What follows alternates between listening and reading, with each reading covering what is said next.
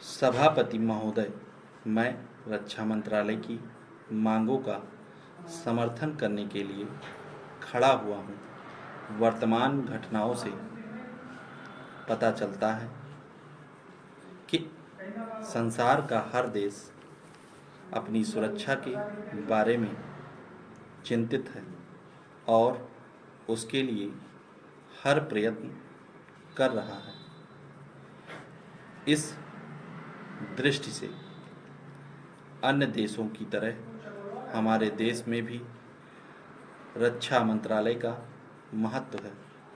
मुझे इस बात की खुशी है कि जहां अन्य मंत्रालयों की उनके पिछले साल के कामों के बारे में काफ़ी आलोचना हुई है, वहाँ इस मंत्रालय की कम आलोचना हुई है। इससे पता चलता है कि इस मंत्रालय ने पिछले साल अच्छा काम किया है। मोटे तौर पर किसी भी देश की सुरक्षा नीति का लक्ष्य यह होता है कि दूसरे देशों, खास तौर से पड़ोसी देशों के साथ मित्रता के संबंध स्थापित हों और हम एक दूसरे के मामलों में हस्तक्षेप न करें, लेकिन उसके साथ यह भी जरूरी होता है कि हम अपने देश की सीमाओं और अखंडता की रक्षा करें।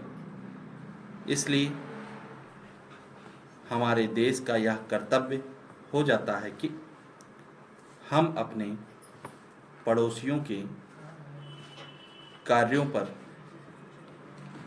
पूरी नज़र रखें, क्योंकि आज तक हमारे देश पर जो संकट आए हैं हमारे पड़ोसियों से आए हैं।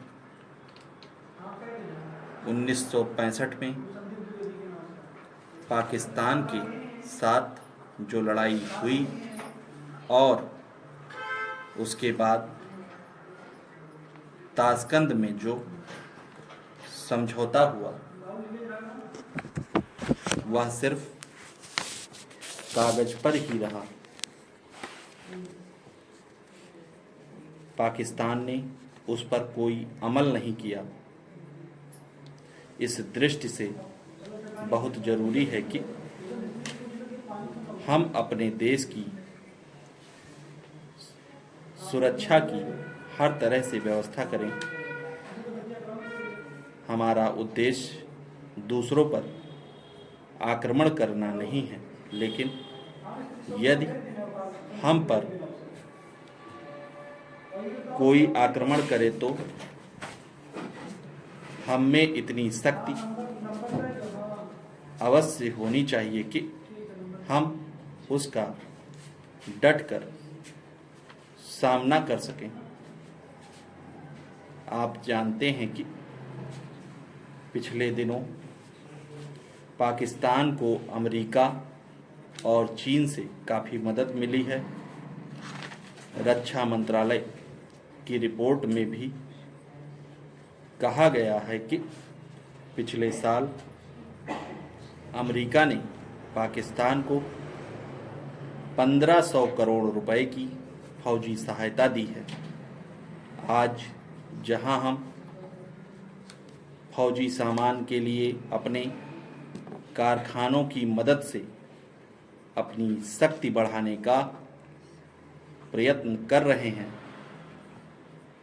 वहां पाकिस्तान संसार के देशों से फौजी सामान खरीद रहा है। अपनी नीति के कारण वह सब देशों से लाभ उठा रहा है। मेरा सुझाव है कि हमको भी अपनी शक्ति बढ़ाने के लिए संसार के अन्य देशों से अधिक फौजी सामान खरीदना चाहिए। आज तिब्बत की सीमा पर चीन की 1.5 लाख फौज खड़ी है। स्टॉप।